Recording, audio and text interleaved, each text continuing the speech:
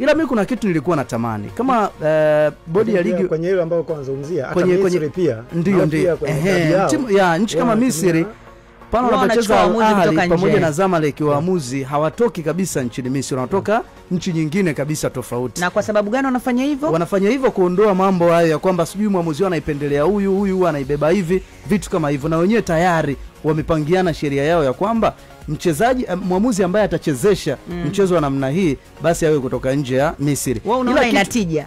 Of course inatija sana, kwa sababu inavoletwa namna hii maana yake huyu muamuzi hakuna mtu yeyote ambaye atazungumza kwamba labda huyu muamuzi ana upendeleo huu au huyu muamuzi aliwahi kuifanyia hivi Yanga, hayatazungumzwa. Ila mimi nilikuwa natamani hichi kitu. Kama walikuwa wanataka kuleta waamuzi kutoka nje, nilitamani muamuzi wakati muamuzi wakati awe Dahane Bena ambaye Beda ambaye alichezesha ule mchezo wa finali ya pili wa Simba na RS Berkane pale Zanzibar. Nilikuwa natamani muamuzi kama yule. Isa yule kwa bingwa dunia kule unaenda kumchukuaje?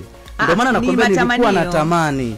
Ni mmoja wa muamuzi ambaye ana ubora mkubwa sana na anajua sana kuchezesha zile mechi zake. Isa, unaamini katika hili ambalo limefanywa na bodi ya ligi linaweza kuwa ni mwarobaini wa matatizo ya makosa ya kibinadamu kwa waamuzi wetu?